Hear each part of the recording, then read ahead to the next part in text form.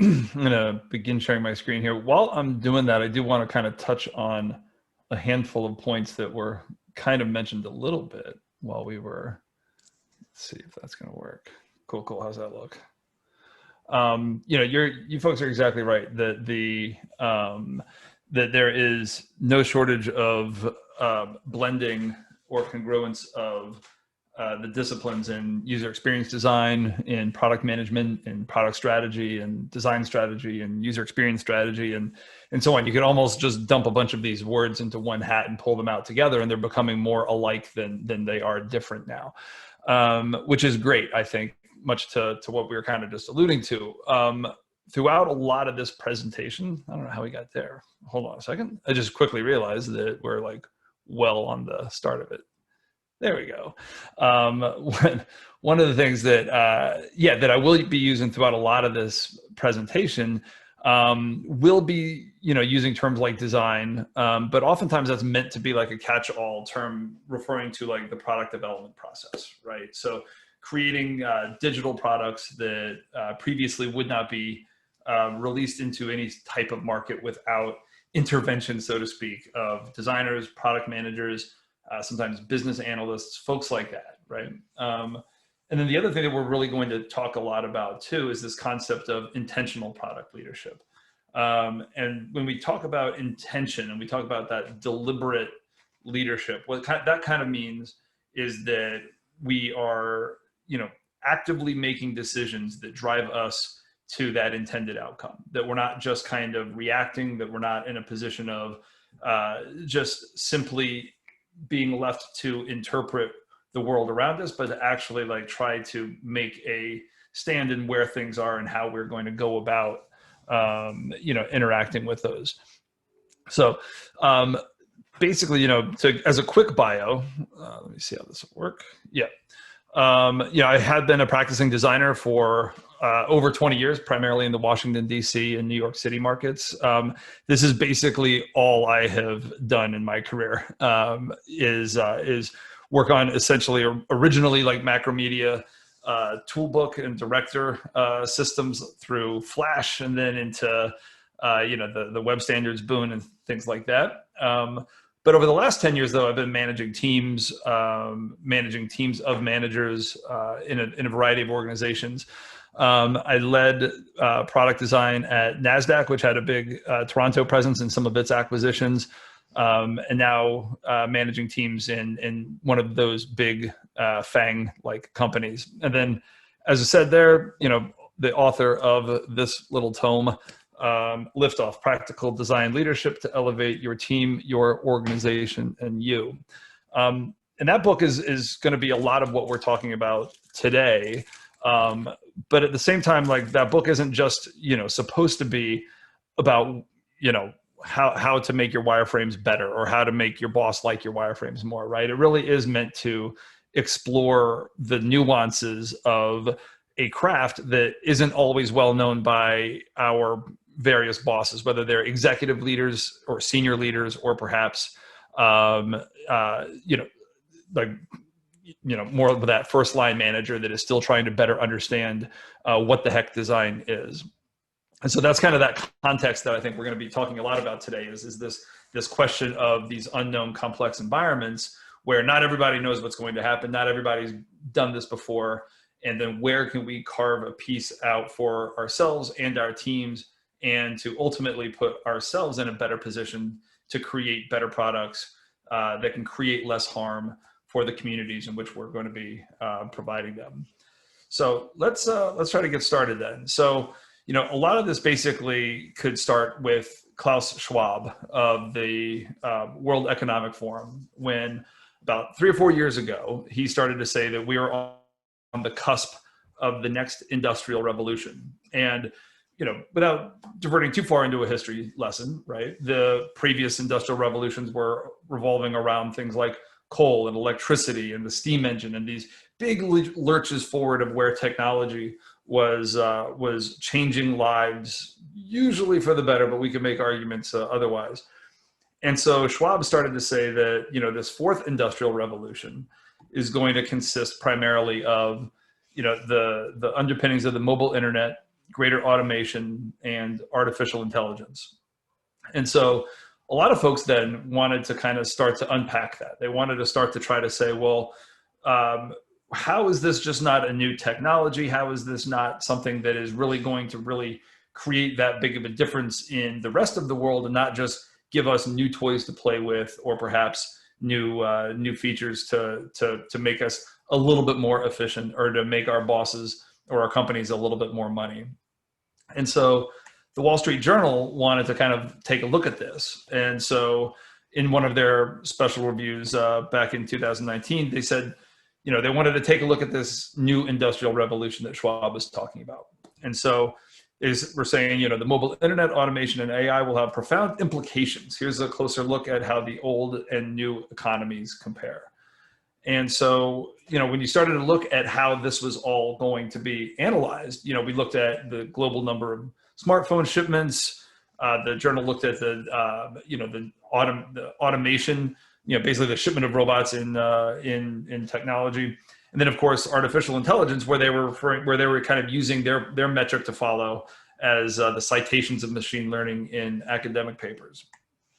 And essentially what they started to see was that every company across every industry was going to be compelled to consider how they were going to have to change their traditional ways of doing business to keep up with these rapidly changing technology and consumer expectations.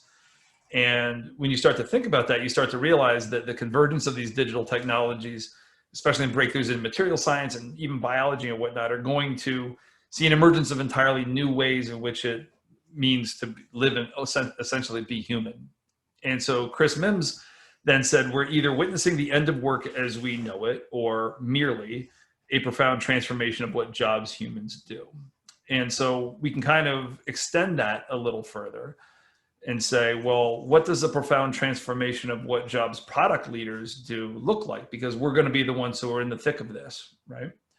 And then we can even take that yet another further step and say, and how might we prepare ourselves to meet those challenges? So that's what we're going to spend our time talking about today. How can we set our teams up and ourselves to be prepared to basically perform and thrive in these ambiguous, complex industries that are changing under our feet right now? And so essentially through leading a number of designers and design managers and information architects and design researchers and content strategists during my time at NASDAQ, a multinational company, while then also working then at Envision, the software the prototyping tool, which had me going to talk to a million different software or design or product teams to better understand where we could help them, and try to say, like, how can we level up your teams? Where can we get the rest of the organization to better understand how you could be a higher performing team? And then even at the agency level, we're starting to see patterns here. And among those patterns that we're going to talk through, or that we're going to come down to, like, basically three primary tenets. And one was that we're going to have to evolve product leadership. We are going to have to expand the design practice. And I do mean design as in product development, as in research, as in content strategy, and of course also user experience or product design. And then we're going to have to elevate design maturity. And there we're actually referring to more of that practice of design. And only if we really start to level these three pillars up will we be in a position to really thrive in that fourth industrial revolution. So first, let's look at what we're talking about when we say evolve product leadership. So, basically a number of management theory starts with these three old white dudes, right? From Frederick Winslow Taylor to Deming to Adam Smith. There's no shortage of writings about what these people were trying to impart to improve their businesses, their factories, how much optimization they could get out of their people to make whatever product they could a little bit faster, right? This view of legacy management, looks a heck of a lot like this, right? It was usually operations focused. It was focused around delivery. Oftentimes it was about a division of labor, right? It was focusing on staying busy, making sure that your manager had all the answers. And then, of course, the primary execution, quality control, logistics, stuff like that. And then what we've started to see, though, and this is shifting us more to the modern world, is when Amy Edmondson of the Harvard Business School has looked back on what that management approach is like. She says, most managers have been either explicitly or implicitly trained to think in terms of accomplishing fixed goals, tasks, and deliverables in a predictable world, right? But what we're starting to see, though, is that we're not in that kind of world yet. And yet the fundamental mindset and skills of manager work best for fixed, understandable, reasonably predictable deliverables. So we can start to see now this almost like tension between what the world was and now what we're seeing the world becoming. And so if we wanted to actually take a look at, what that old line legacy manager type of behavior was for those fixed goals and fixed tasks and fixed deliverables, we could put Deming on this design manager here, right, or this product manager. And oftentimes we'd be looking at that specs have to be heavily documented so management approves and the development team can begin work, right? There's probably a linear approach where the design team does their thing, then they hand off to the dev team, and then they may hand off to a QA team, and none of these teams ever know what the heck they're working on, right? There'd be oftentimes fixed deliverables where at the beginning of the project, you would say to your designers, when am I going to get the mocks? You'd maybe say to your product managers, when am I going to get our release schedule? What are we going to build? And then you might say to the dev team, and when am I going to see it? Oftentimes, this is in that predictable mindset that Amy Edmonds was talking about. These teams are very risk averse, right? They are incentivized to design the planned thing. And oftentimes, if you even have any research, it's only confirming decisions, or maybe it's going to lead to suggesting cosmetic changes, and that's about it. And oftentimes, you could determine success here by things like, did the boss like it, right? Does it meet all the requirements? Did we hand it off in time? And my personal favorite from my own career experience, did dev have to make changes? Clearly, though, this isn't necessarily going to work much longer. The complex, transformative, and distributed nature of this fourth industrial revolution is going to basically demand a new type of leadership that Carl Schwab has called systems leadership. And this isn't just like a thing that some Swiss business magnate has invented on his free time and is now writing books to become even more rich. In fact, there are a number of international folks who have spent a lot of time thinking about systems leadership. And Dr. Leila Akoroglu has even written a lot about this as well, especially when she interpolates design ethics into it as well. And so at Interaction 18 in Lyon, France, she started to break down these tools of a systems thinker, right? Where she was stressing interconnectedness over disconnection, seeing things for the whole and not necessarily their parts, identifying the relationships between things instead of viewing these things in isolation. Basically anything but that Taylorist factory mindset of one person doing one thing as fast as possible without mistakes. And so then we could almost apply the same type of thinking to, as we did with Deming and a design manager, to see what Dr. Akoroglu would probably think, what type of behavior she would exhibit as a design manager coming from this systems thinking mindset. And that interconnectedness, she'd probably be emphasizing a clear vision and North Star that the entire team could rally around. She'd probably be encouraging diverse teams to get involved sooner. When you think of emergence versus silos, she'd probably be looking for new or unexpected outcomes when co-designing with colleagues or partners or customers, instead of that rote mindset of we have to know what's around the corner for us to build anything or for us to commit to anything. Likewise, whole for parts, you'd probably be interviewing more than just the primary user. You'd probably be looking at second and third roles. You'd probably be looking for multiple touch points throughout the ecosystem, both before and after these things have commenced. And you'd really be looking for those relationships amongst the teams and how those teams work with other teams, right? There'd probably be an environment or a culture where there's cognitive humility, where it's okay to ask questions and to not know the answer. These teams would be trying to foster psychological safety, not only amongst themselves, but also, of course, with their cross-functional partners as well.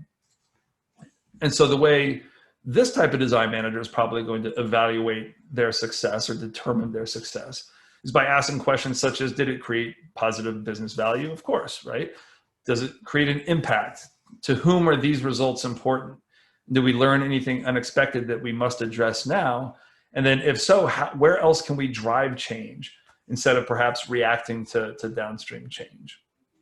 And so we can start to see this kind of this contrast between legacy management and then this modern management, right? Where we're trying to identify, sponsor, and coach our team members instead of just saying like, there's the widgets, go turn them, right? Sustaining an inclusive team culture where people are okay to bring themselves to work instead of trying to like configure their own behaviors, expectations, and norms to someone else's standards.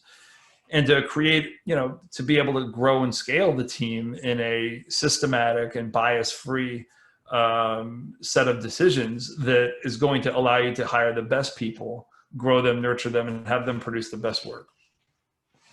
And so what we can kind of see here is that this legacy approach is definitely reactive. And this modern approach is where we get into that intentional product leadership, where we're very deliberate and decisive about what we are trying to do and how we're going to try to be successful.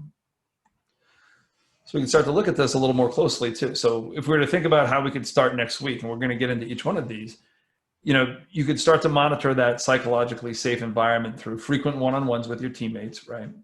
But also skip levels where you're having discussions with your directs, with the directs of with your managers. And then, using a variety of tools such as surveys to basically look for those changes in behavior, right? You'd be in a position to try to define and evangelize what design or product leadership actually means in your org, right? Not just what chuckleheads like myself talk about and say is the best, or not what you might read about on Medium or Twitter, but to actually say like, this is how this is tailored to this organization. You'd be including those diverse teams sooner in kickoffs and research and vision exercises and journeys so that people understand that better ecosystem instead of just their one little piece of that puzzle.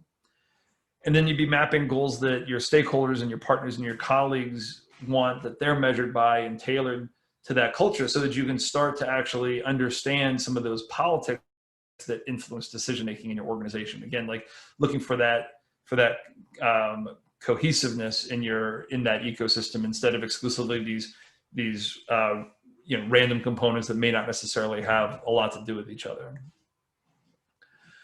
And so to dive into these, right, when we think about intentional one-on-ones, right, we think that a collaborative agenda that's shared in advance, right, where this is what we want to talk about. This is not just a quick meeting to say like, so how are things going? Where you're just going to say, oh, fine, cool. Can I go to my next meeting? They don't necessarily have to be only once a week. Not that people are necessarily trying to add more meetings to their calendar, but if you find that one-on-ones are only focusing on deadlines or milestones or project updates, then you probably need to have another bit of time where you're able to talk about more of those things about what's happening in the org, how their career development or their leveling development is going. Open door policies oftentimes seem like something that are great, but again, you're taking that intention off of you as the manager to meet with your folks, and you're now pushing that intention onto your teammates, right? Onto the reports that you're supposed to be managing. And that's when we think that, now all of a sudden you're expecting them to come find you. And that's where that intention starts to break down. And then, also be conducting these skip level meetings, not only just with your directs, but also your cross-functional leadership, probably at least monthly, right? So you can start to just measure then, when is there a shift in the force, right? When are people starting to ask more questions that aren't getting answered? When are people starting to cast that side eye that makes people nervous? Then we think of defining leadership in that organization, right? Again, that's a big component of intentionality. How are you defining quality? How are you defining design and product roles?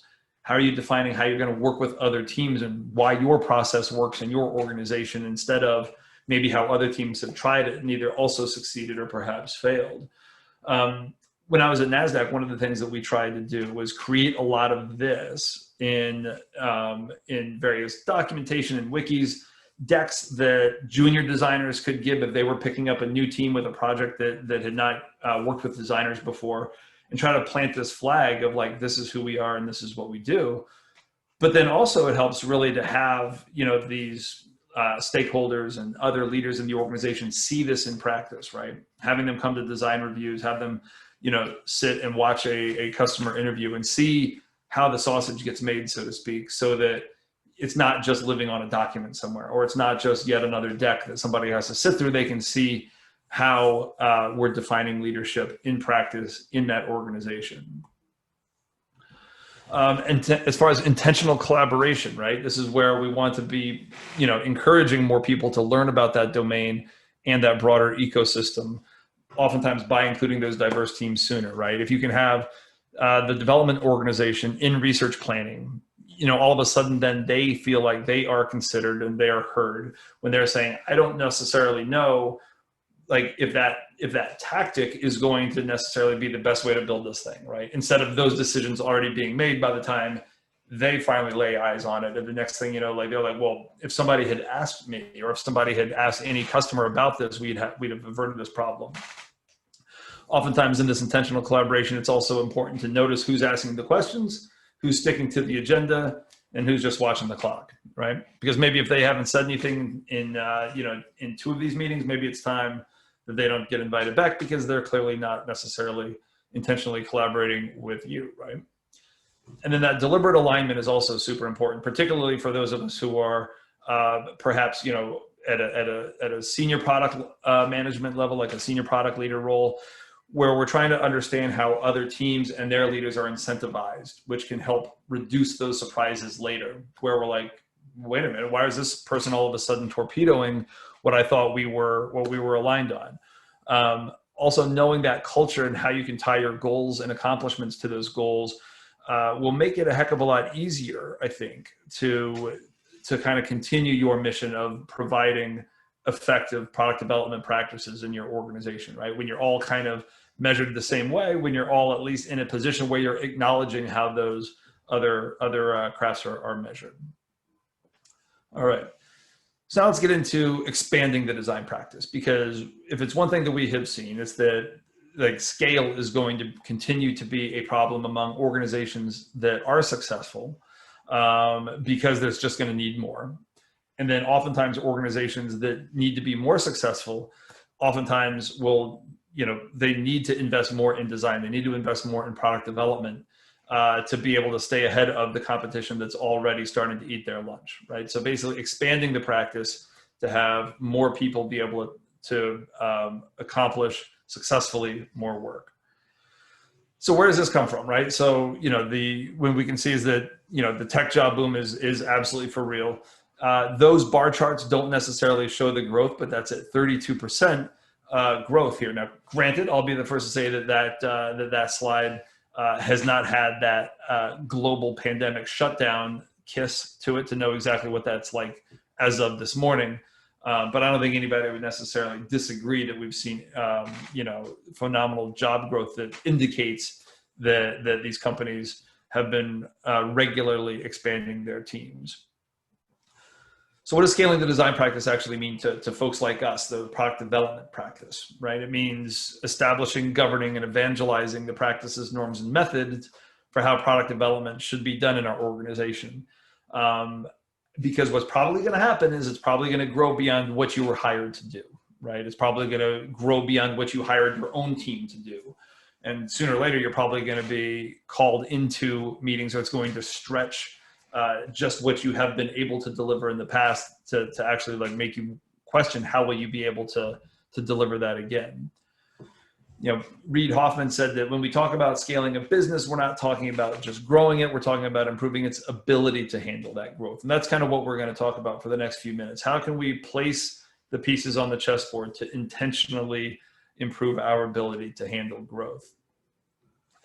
And so kind of revisiting that circular mindset of systems leadership, right? Where we can see like basically, I'm using a ribbon here to kind of show exactly how this thing continues to kind of wrap around across various lines of business, various product lines, additional business units.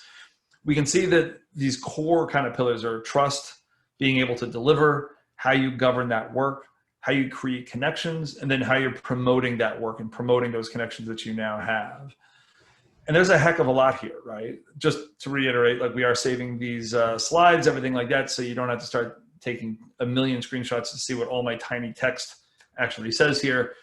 But what we can start to see though is that at that, trust level, it's just about observing and listening. It's about assessing the skill levels, knowing what you have and what you're working with.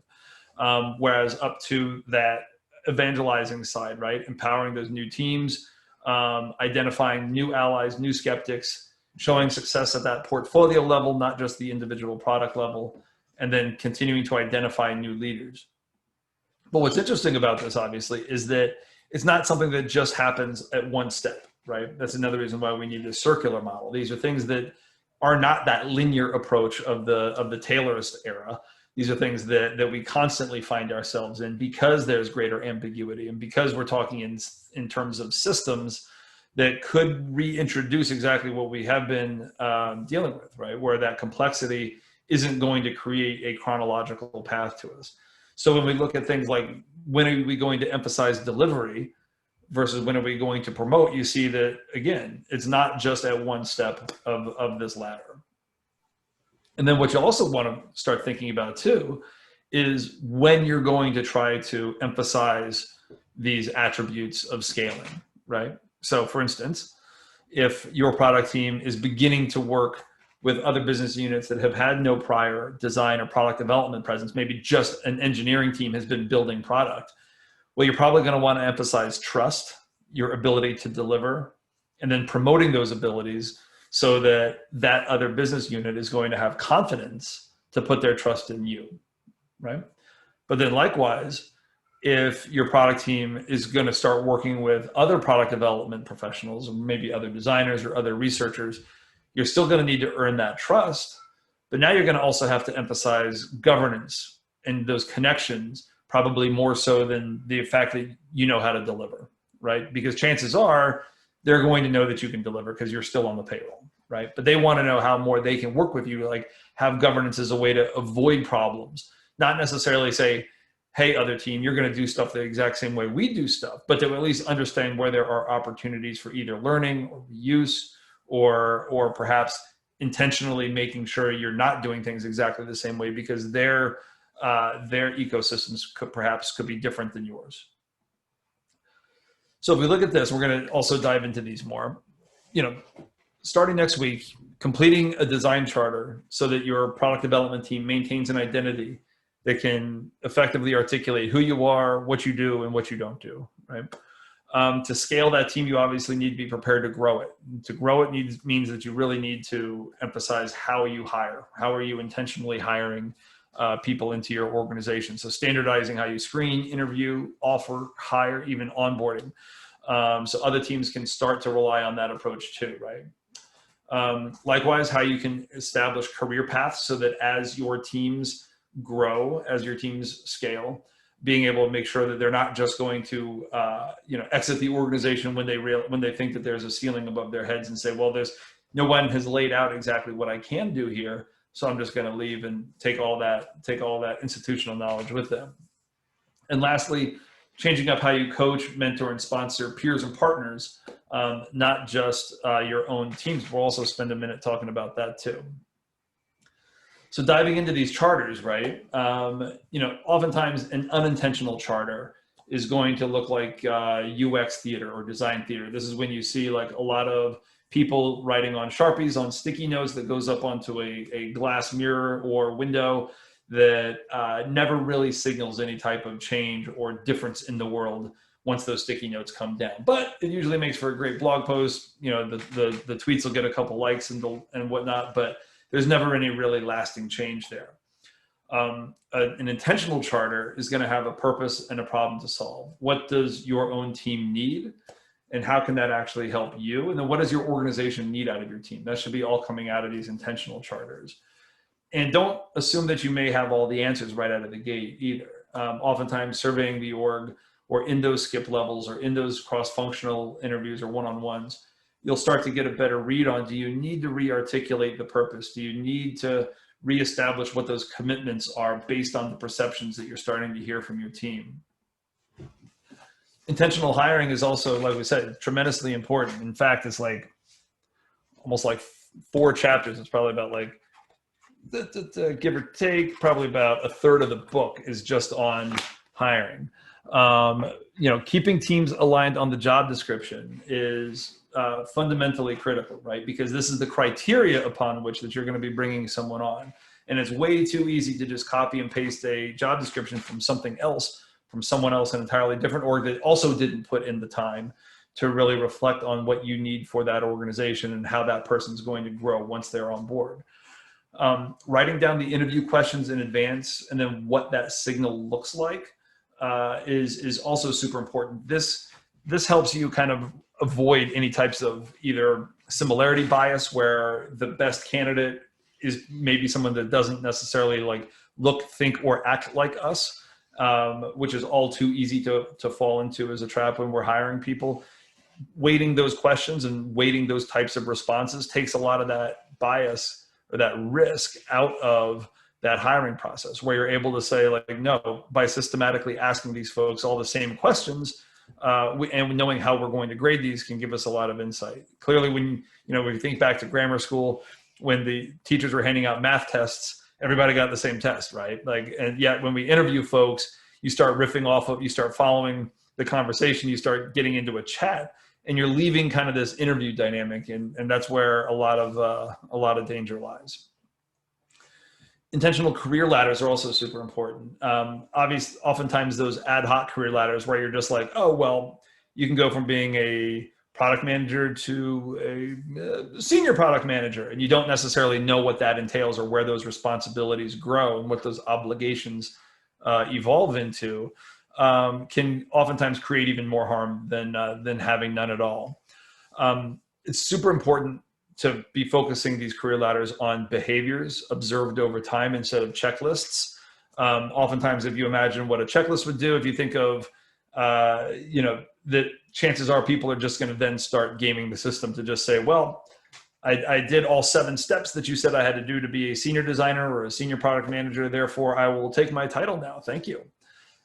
Emphasizing behaviors over time is a good way to offset that checklist mentality of, okay, now that I've seen these 5 things, I'm going to do these 5 things and earn my promotion. It's also important too to align your ladders elsewhere in the organization, right?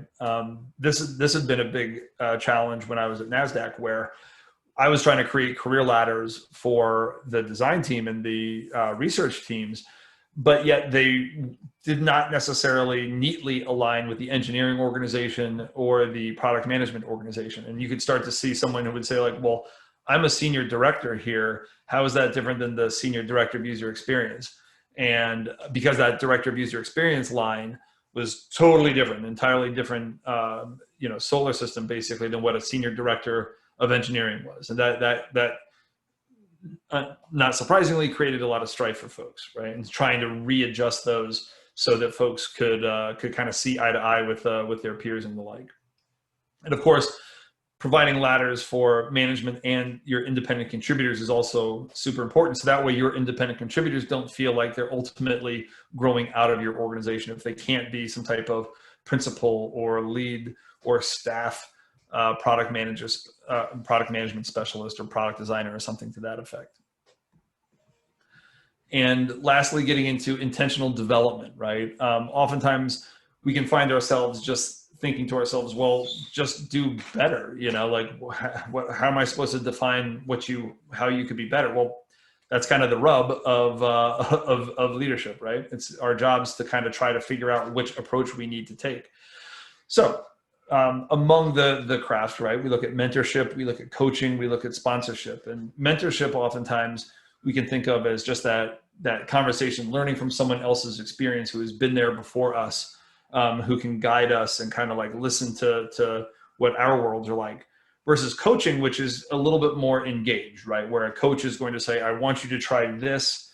I want you to, achieve these milestones over this amount of time. And this is how we're going to try to get you there to do it. And then sponsorship, of course, is a little bit more like, I am going to take action that's going to support you. So this could be in the case of saying like, well, this coworker or this colleague of mine should be speaking on this topic. Like I need to pull them into the meeting room and have them voicing their thoughts on this instead of just me, saying like, oh, like this person should be speaking at our sales kickoff, or this person should be speaking at our engineering retreat, are all ways that reflect sponsorship. Intentional delegation is also critical, right? Especially to developing talent to take themselves up to whatever that next level may be. Too often delegation is fraught with thinking that I'll just give them my busy work. I'll just give a junior person the work that I don't want to do. Nothing could be further from that, right? Intentional delegation is giving someone the opportunity to learn and practice a skill under, the watchful eye, we'll call it, of someone who has done it before, so that they can try to learn it themselves, right? So it's finding a safe space for, if not failure, then at least less success, so that then you can kind of coach them back into an opportunity to thrive there. And oftentimes those one-on-ones are great moments to try to create those coaching opportunities, or to at least better ascertain whether coaching or mentoring or sponsoring your colleague is the right approach. All right. So lastly, let's explore how to elevate design maturity. So the primary artifacts that I'm drawing from here are the McKinsey's The Business Value of Design, published in late 2018, and the New Design Frontier, published by Envision in early 2019. And I had a little bit to do with working on this, right? This is part of my role supporting Envision, of talking to all of these teams and identifying and seeing these patterns of where organizations were starting to struggle with either growing their design practice or actively incentivizing their product management disciplines and the like. And what we started to see was that companies with high design maturity are more likely to see cost savings, revenue gains, productivity gains, speed to market, brand and market position improvements through their design efforts. Man, that sounds awesome, right? It sounds like something that any MBA would get excited for, any boss would get excited for. What we started to see, though, is that that's a pretty tough North Star to achieve. We basically aligned on 5 steps or 5 levels of maturity here, where at the lowest level of maturity is that design is decoration. Next up was design is what happens in a workshop. And then the third step is design is a standardized, scalable process. And then followed by design is a hypothesis, followed by experiments. And then lastly, design is business strategy. Now, if we were all up in Toronto, this is when I'd do a show of hands, and I'd say, okay, folks, I'm not even going to try to do that on Zoom right now when I have all these screens configured just perfectly. But I don't think anybody's going to be surprised by this, right?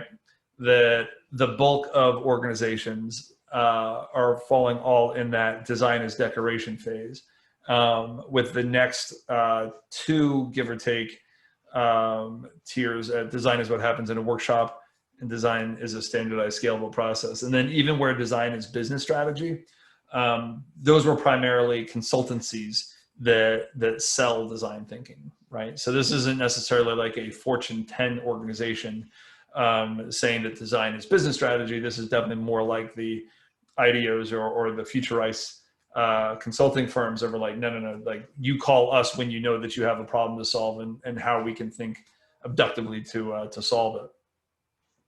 Part of also the research, though, was to also explore what organizations would need to do to get out of these levels, to advance from a 1 to a 2 or from a 4 to a 5. And essentially what we started to see was that to go from a 1 to a 2, these organizations needed to incorporate more user research and collaboration into how they practice product design.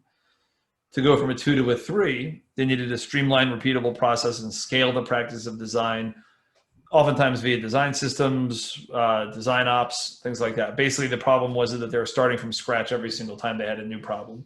Or maybe they would start hiring more designers without any real rigidity or constraints set up in place, so that these designers wouldn't just start from scratch every single time. From going from a 3 to a 4 was going to take strengthening experimentation practices by committing to developing hypotheses, running tests, and measuring the results. This is a big thing that I've been living the last number of months, where organizations are now trying to really say, how can we quantitatively show that there's a there there? Where can we try to find some type of research that's moving a metric that we're all confident implies success if we actually go all in? And lastly, how to go from that 4 to a 5. How can we apply design methods to new challenges in the business, bringing design thinking into the boardroom and employing design exploration to discover the next business opportunity? And what's super interesting is that we almost thought we had that right before I left the design practice at NASDAQ, because we were starting to, we were in the research enough where we were able to kind of see that there could possibly be a new idea, there could be a new market opportunity. And then, some executive leadership turnover, and next thing you know, it's like, but where are the mock-ups? When can I see it? And you're like, oh man, this is totally not gonna end well. So we thought we were almost there, but you can just see how hard this is to really achieve, especially at scale. And so when we try to kind of compare these two entirely different studies that had their own entirely different methodologies to arrive at these conclusions and recommendations, there really wasn't a whole lot of difference, right? There's not a lot there that stands in stark disagreement with the other. So this is a good example of yes and, right? Whereas the McKinsey report was saying make user-centric design everyone's responsibility, to breaking down internal walls between physical, digital, and service design, we're seeing there, right? Like incorporate more user research and collaboration sooner. Bring those diverse teams in so that people have more awareness of what's going on and so that they can contribute their feedback or their opinions. And then of course, making user-centric design everyone's responsibility comes into how we can actually try to share how we arrive at these product development decisions, right? By sharing our methods, by inviting more of these teams in to say, this is how we do it. We'll start to bring up everyone's awareness and proficiency in talking about effective product design, effective product development. But more importantly than just being a better asset for business to improve shareholder returns, elevating design maturity means that we as product development leaders are going to be more influential to the business, which then means we can often shape things for the better. And so by evolving product leadership, by expanding the design practice, and by elevating design maturity, or at least understanding where we are in each of these steps and understanding what we need to do to advance, we're able to start to answer that question, what does a profound transformation of what jobs product leaders do looks like? Okay. The design industry is in great position to lead organizations into this next industrial revolution where we can deliver better, more useful, sustainable products while still generating improved benefits for the business and our communities because of the methods that we use to innovate, we meaning product development professionals, and obviously our proximity to the customer. Right? We're the folks who oftentimes are on the front lines of understanding what these customers need and how our products may or may not be fulfilling those needs. So Schwab actually explored a little bit of this when he said design thinking, particularly employing the techniques and philosophy of human-centered design, as well as systems thinking approaches, much like Dr. Cloroglu was mentioning, can help us understand the structures that guide the world and appreciate how new technologies may shift systems into new configurations. Right? That can make a couple of us nervous though, shifting systems into new configurations, because oftentimes when we think of shifts, oftentimes we're not necessarily noticing those shifts until we're forced to act. And when we react, we risk, jumping to conclusions. We risk making decisions without enough information. We risk biased perspectives, sometimes without even necessarily knowing it. And we may rely on instinct or emotion or our guts without necessarily understanding how limited those design decision frameworks may be. So by purposely embracing an intentional, deliberate mindset, we're going to end up reducing the severity and the frequency of those risks. So this intentional, deliberate mindset of systems leadership will help us avoid the mistakes of previous industrial revolutions, where leadership failed to prevent unintended consequences, second or third order impacts, or the misuse of these new technologies. So what we can try to do essentially is think of these as all opportunities, right? How can we be thinking of, if we were to adopt this mindset, could we be thinking in terms of systems, right? These ecosystems instead of just technologies. How could we think to empower our colleagues, our teams, our reports, instead of determining what they're supposed to do next? how can we think of delivering or making decisions by design instead of just kind of like shrugging our shoulders and thinking, well, that was the default. I didn't think that that would be important. And then how can we have these values actually think of as a feature, right? And not a bug? How can we say that how can these values actually be working as designed instead of realizing, uh-oh, we didn't quite do it. That's really when we'll start to get to this point, right? Where we can be the product development professionals, the product development leaders who are able to hold those umbrellas that shield our teams and our colleagues and our partners away from the bad news of like last minute projects, trying to work with no research, unrealistic deadlines, or fixed features. I think that's when we'll really start to see that we're making a difference in this fourth industrial revolution. So thank you, folks. All right. Definitely have time for questions. I will bomb over to the chat, I think, to see what we have there. But then also, I think Paul and I will be monitoring to see where, if folks ask a question or want to just chime in, we can open up the floor.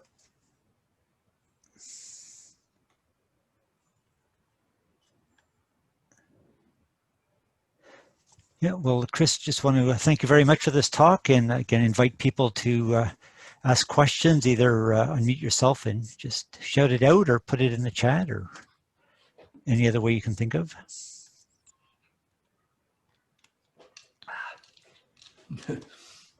Needed that. Well, maybe I'll get things started off. So I liked your levels of maturity model, including how you sort of positioned the recent interest in doing experiments. Yeah.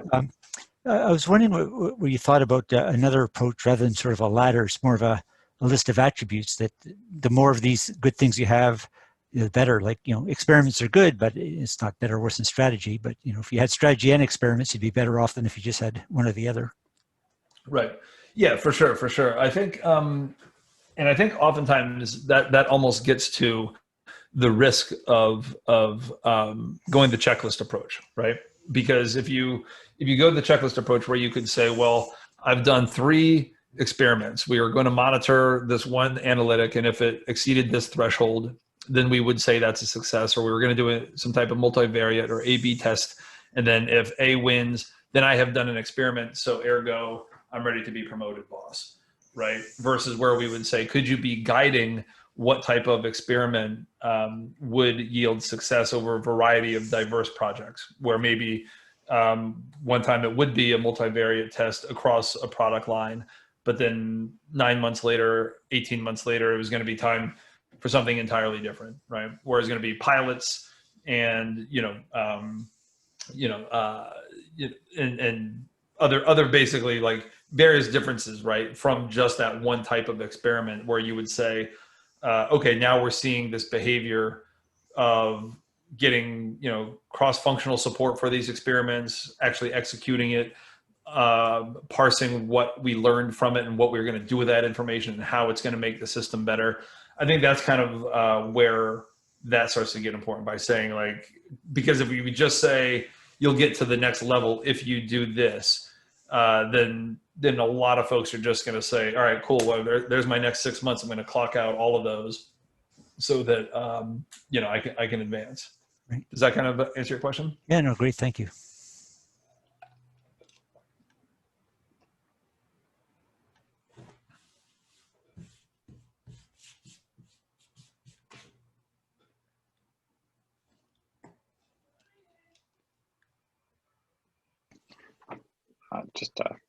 Just a question here.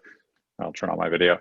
So how do you react, or what do you do when you encounter those situations where you're facing an audience and you're talking about your approach to design, the design system for the company, and they're like, oh, well, where's the mock-ups? Mm-hmm. You've got the research, you've got the recommendations, but they just want to jump the gun. Right. There's a few ways that I think that you can kind of counteract that. One, I also don't want to sound like I'm overly rote too, right? And won't say that a well illustrated sketch can certainly help allay some concerns, right? By saying like, hey, listen, like this is a vision document that is not intentionally supposed to address all of these nuanced challenges that we're talking about here, but it's certainly enough to show you what the team is thinking. And oftentimes what I'll try to do there, I've coached, earlier career designers to just focus on the nut of that functionality. So that way the suits in the room, so to speak, see a little bit, but they're not necessarily like they would never be convinced that the whole thing is still there to be designed. So that way they're starting to see what's there. Also, though, it's a good reason to have folks like that, especially the skeptics, in the room for either research or because that's where you're going to say, what don't we know, right? Where you're going to say, this is what we need to learn. And oftentimes if you say, this is what we need to learn, the next thing out of an effective team's mouth is often, and this is what we'll do with it. And so then what you find is that if those folks are in the room, they're going to be like, oh, well, we're banking a heck of a lot on a house of cards here, right? Because we haven't learned this yet. All we have learned is all we know now is what we're going to ask.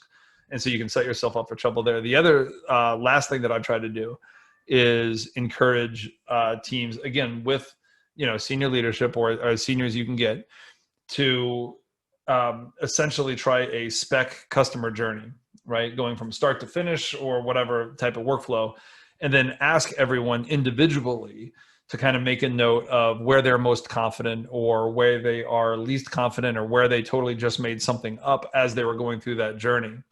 And that's supposed to be a gut check that is not tainted by groupthink by doing it together. And then you start to say, well, listen, like we're not even aligned on what step 3 is supposed to be. How can we start to jump into high fidelity design right now? Because we had 5, execs here, our director of engineering, our director of product design, our, research head, and the product manager. Everybody said, what's the biggest risk? And they all said something different. So that's a red flag. Like, we should not be building anything right now. We need to go back and prioritize or clarify our priorities before we start building anything. So oftentimes that's kind of bringing them along, right? You're not necessarily just saying, nope, no mock-ups for you, but you're showing that like the level of thinking just hasn't been accomplished yet. Like, they're coming, we're going to get there. But as of right now, we don't know enough about this problem to commit to mock-ups right now. So that's usually how we try to position it. Yeah, that's great. Sorry. Go ahead. Chris, can I jump in? Absolutely, go for it.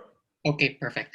Thanks for the talk. I actually got your book way awesome. before this day. So I do have a question, a more tactical question for you regarding the 1/3 chunk that you devoted on hiring. So you did share in here that you took a stand on take-home assignments. So that you, or was it Russ? No, that's primarily me.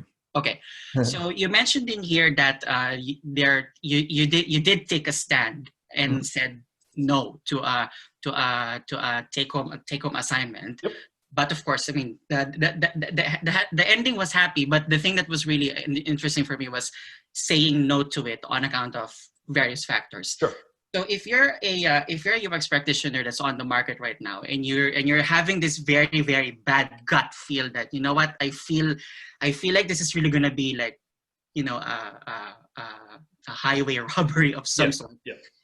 What would be that decision-making process that you would have to make sure that, you can still go for the role, but at the same time feel that, this is, I still want to make sure that there's some value in here, or that I want to be taken advantage of. For sure. Something like that. Well, let me first, for the rest of the folks still on the call, let me tell that story real quick, and then we'll get to you. So basically, about this point, 12 or 13 years ago, a position I was at the time an independent consultant, and they were trying to bring me on for a director of user experience role. And so this organization was like, hey, Chris, we're going through the interview process. Could you give us some suggestions for our homepage?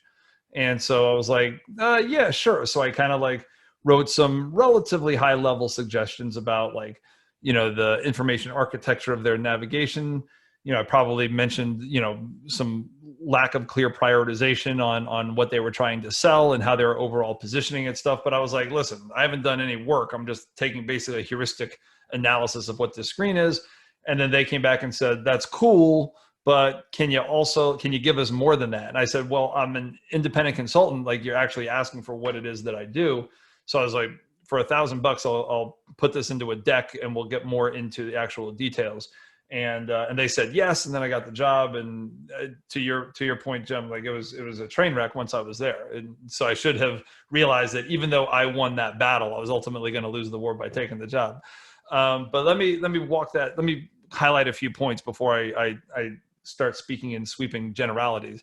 When I pushed back, I had no children. I had a lot of paying clients at the time. I had had a lot of paying clients up until that point too, right? So I don't want to sit here and say that nobody should ever do a design exercise, because I don't know how long somebody else has been out of work. I don't know how long how badly someone needs that job to put food on their table for their family. So I want to get that out of the way, that just because I was able to kind of say, whoa, I want to check before I do this, that may not necessarily work for everyone else. To your point about, now to finally answer your question, sorry. But to your point about how do you know that you're getting robbed, like, I think oftentimes there's a few things that stand out. One is if they want you to do work for their company, right? So in this case, these characters wanted me to evaluate their homepage, right? So clearly then, like, they're working on something that they want, that they could put to work if they really liked the ideas, right?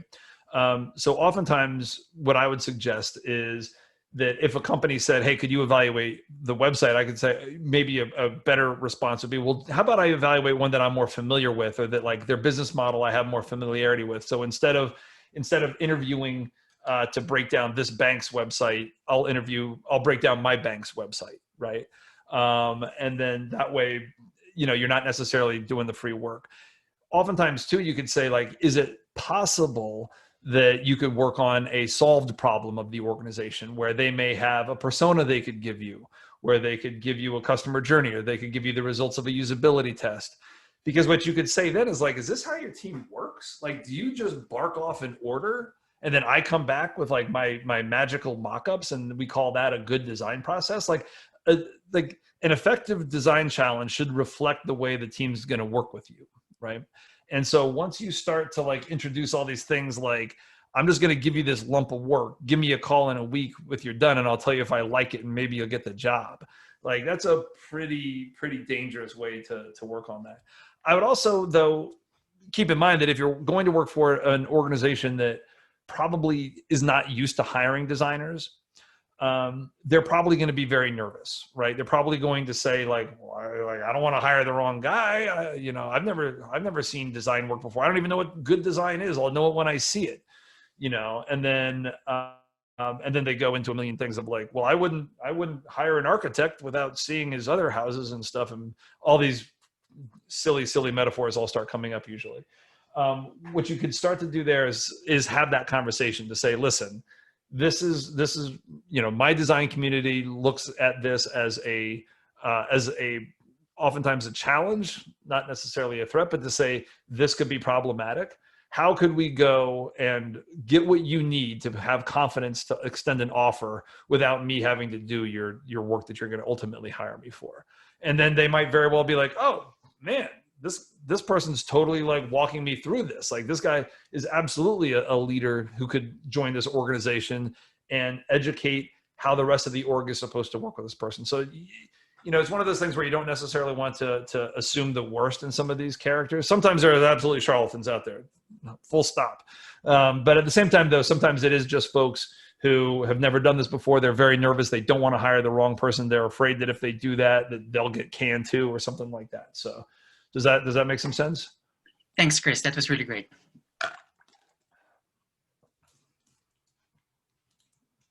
Thanks for buying the book too, partner.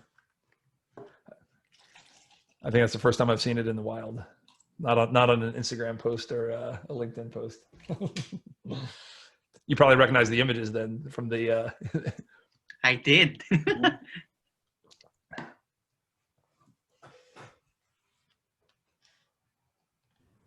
guess we have a quiet bunch tonight, but maybe I'll ask another question.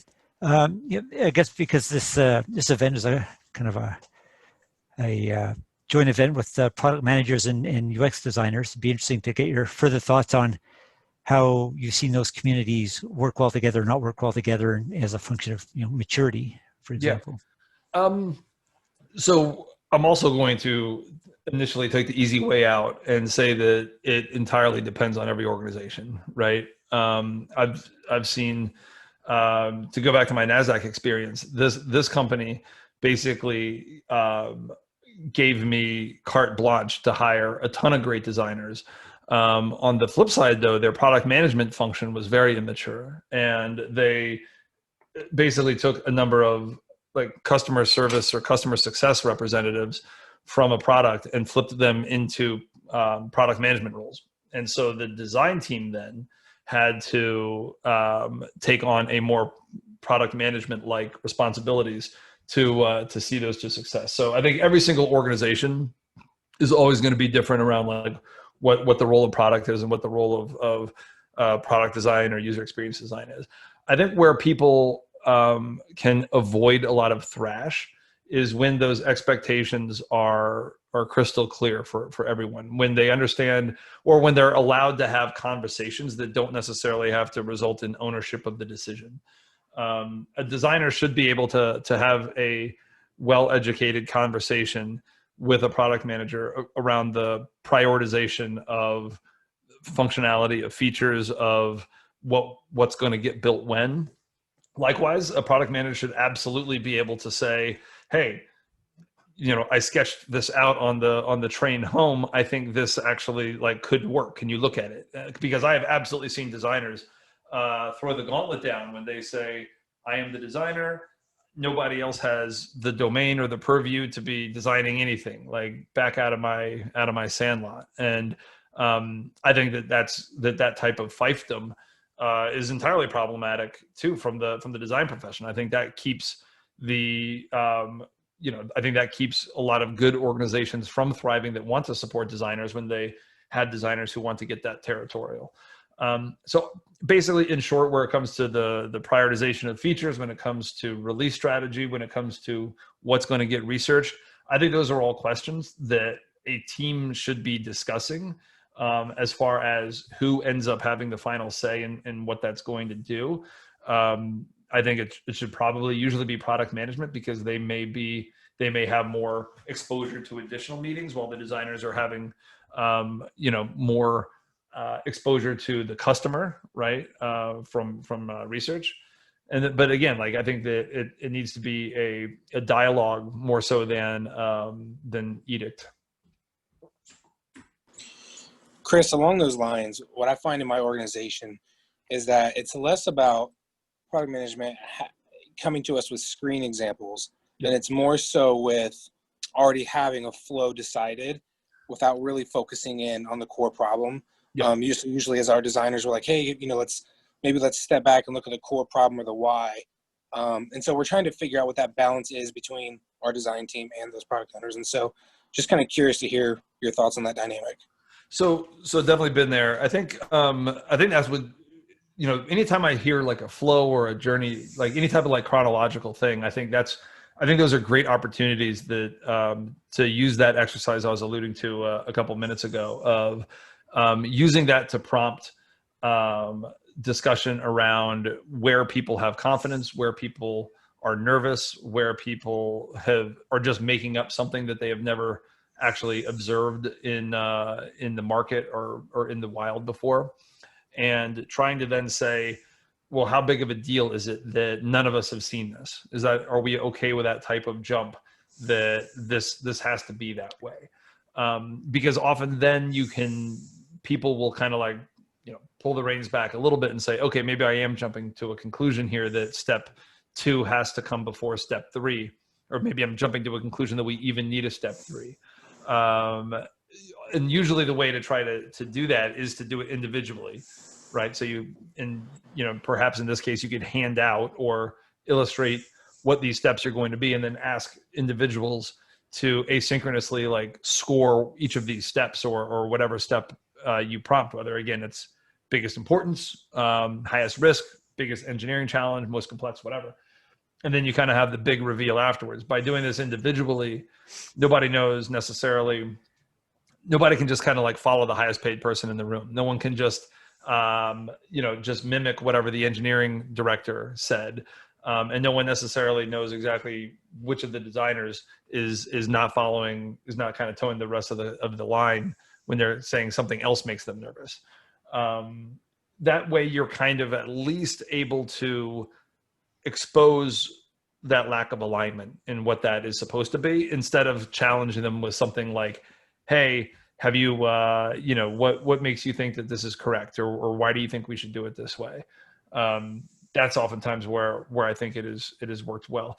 But I mean, on the flip side of that too, like where you can cite, why those steps are occurring in that order, I think is never going to hurt, right? Because like sometimes I've just seen designers who have to see like reams of evidence before they could put their bread in the toaster to be convinced that it's going to come out as toast, right? You're like, sometimes you just have to like say like where can we start to, what are those experiments or those impressions that we can start to see from start to finish that could give us that confidence to make more of those decisions. Great, thank you. Chris, there's a question in the chat here. I'll read to you. I guess the question is asking for your thoughts on scaling up consistent decision-making processes across teams in a growing company. Yeah, I saw this as well. I think decision-making frameworks are super interesting. I think that is oftentimes something that can scale pretty well, as long as you don't paint yourself into too tight of a corner with what you're trying to decide. Essentially, there is of course going to be some specificity from organization or domain to domain.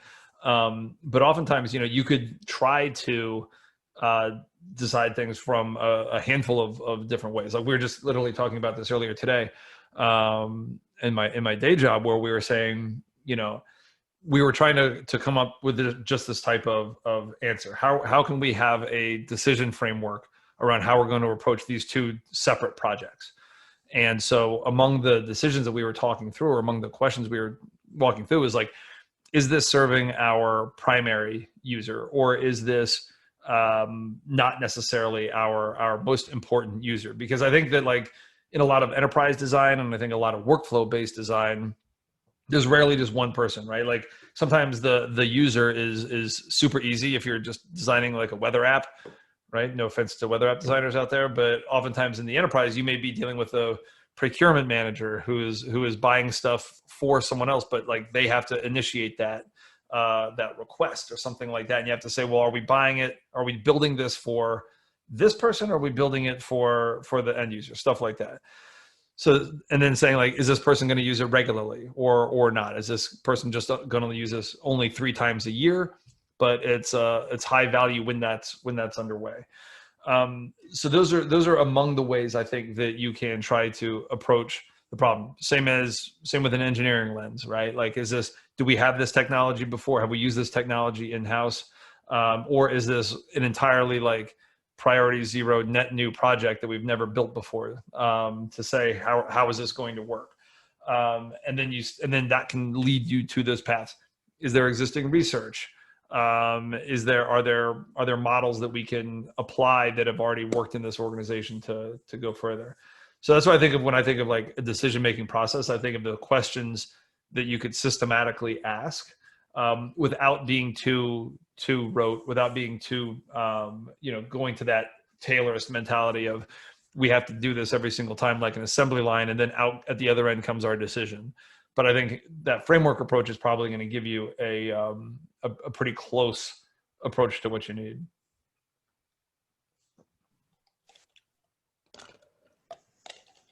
Thank you for that. I think the context in which I asked the question was, for example, I work with like 3 different product teams. Each of them have 3 different product managers, UX people, and engineering managers. decisions on some teams are more driven by engineering, on certain teams they're more driven by UX, and there is probably one team where there is like a healthy balance between the two. So which always, and what happens in that scenario is like, while I'm trying to distribute decision making onto that team, I can see the inherent biases on certain things, and which always leads to like future alignment problems between teams. So that's the problem I'm trying to solve in this particular situation, just to give you more context. So that's the reason why I asked, because as we grow, I think we'll be adding more teams and more product and design people. So I was looking for consistency of decision making. So I think your answer around having a loose framework of sorts and like the primary person you're trying to serve helps.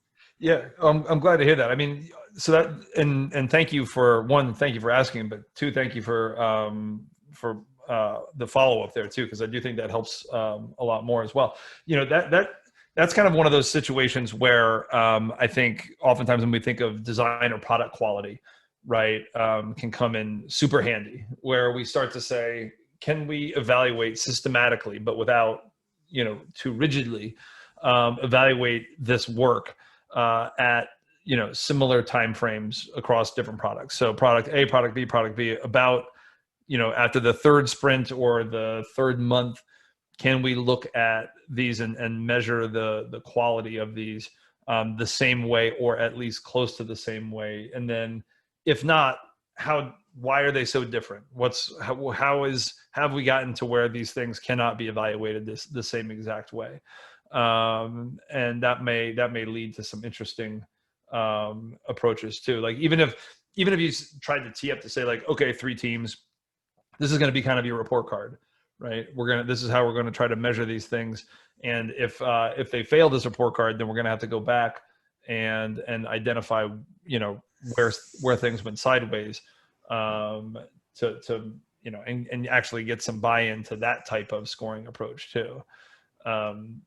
You have to make sure, of course, that the score reflects reality, right? Like you can't give something a bad score that's already been successful for 100 years. They're going to be like, yeah, we're not changing anything. What are you talking about? But yeah, no, it's definitely an interesting challenge there. Thank you.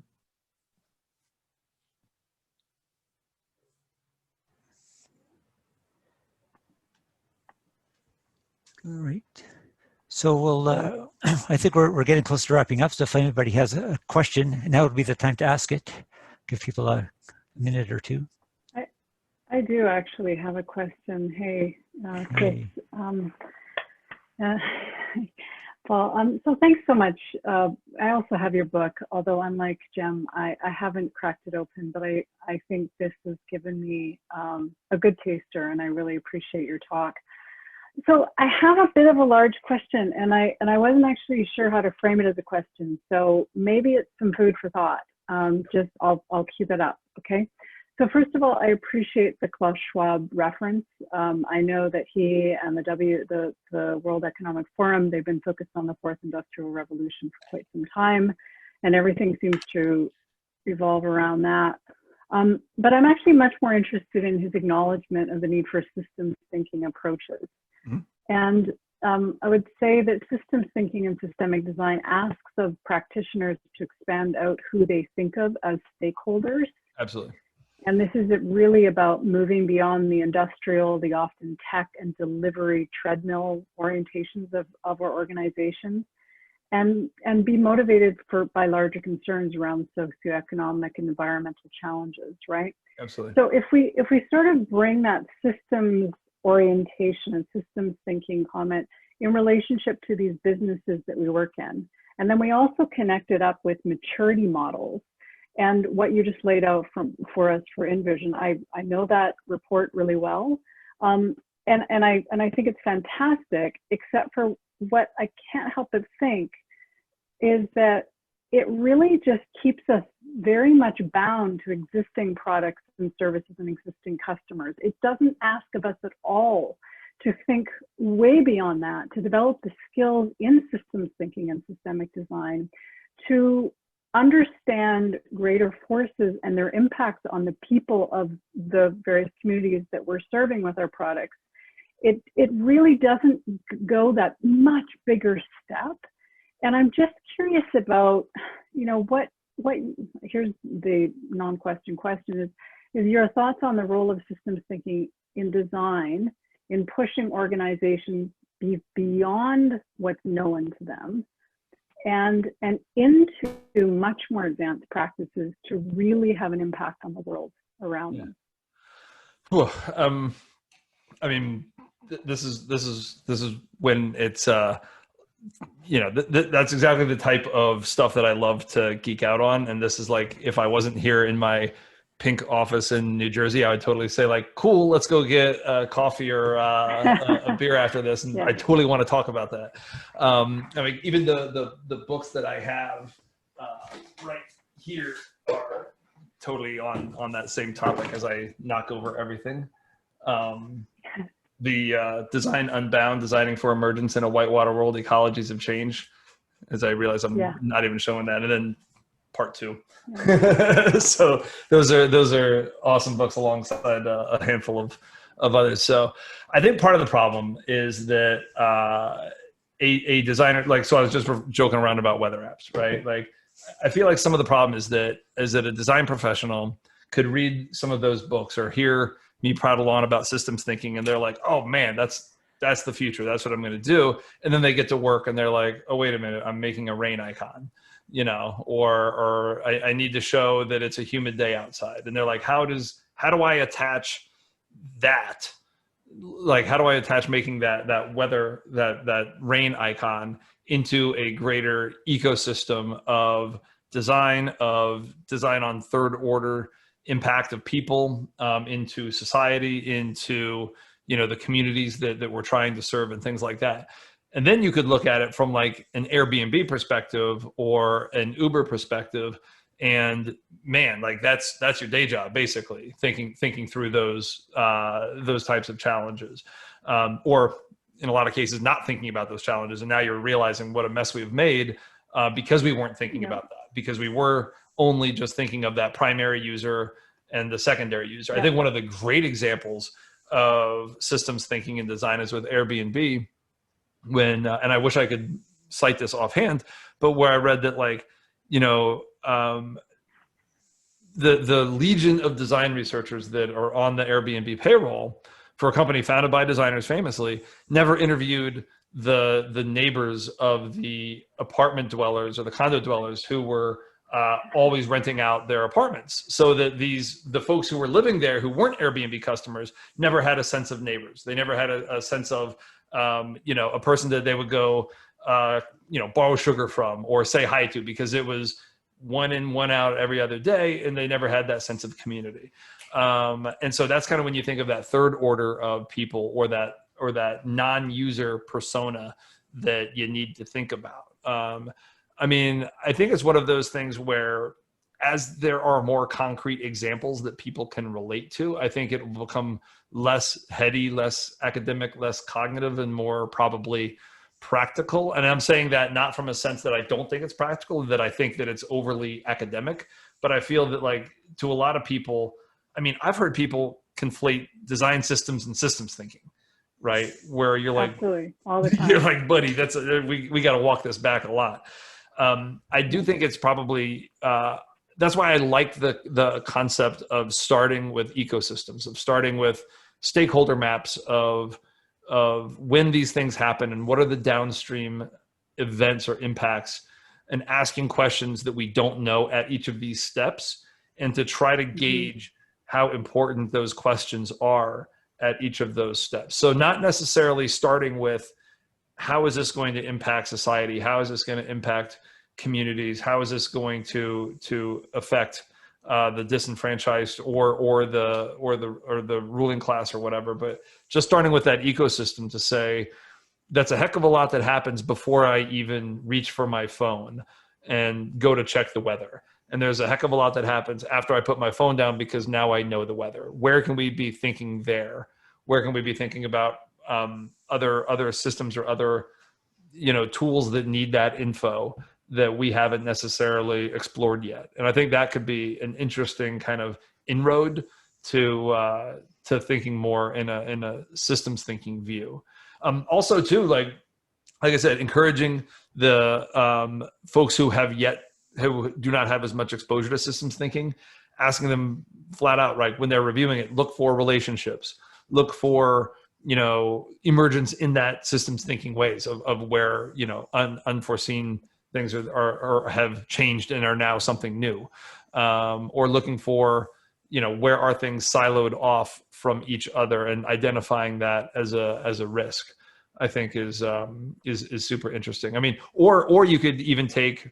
I actually did a talk a couple of years ago about resilience, and it was from a systems thinking ecosystem perspective, but applied to product design, and where it was like, where can you build in more feedback loops? Where can you start to sense a shift in a fragile system? Because we haven't necessarily thought of what happens when X goes on or goes down or arises or something like that. So again, you're not starting with a sweeping view of how does this app affect society, but you're starting to say, how can I apply lenses of systems thinking to my immediate work through these methods that then gets me to start thinking in terms of systems.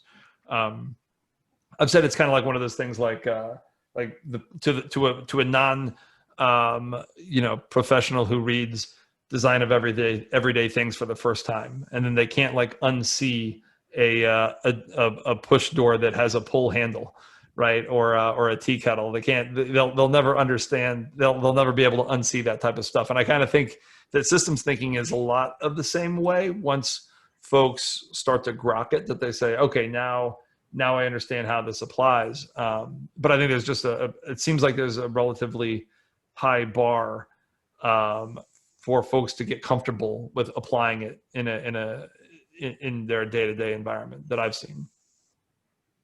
Not that that's right or not that that's, but I'm saying like amongst the people that I regularly do talks like this and then talk to them afterwards and stuff like that. That's why I've seen a lot of questions like that.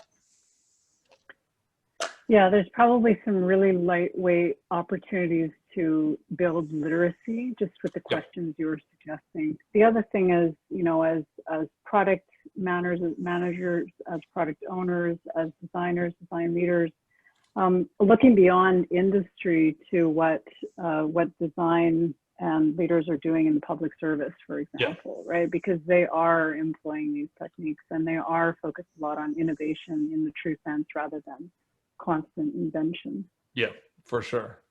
And then what happens when you're not just constantly inventing and just making more, right? Exactly. That's super interesting. Good. All right, maybe on that heady note, we'll wrap it up here, at least for the recording part of this. So let me just stop the recording. Oops, I stopped there.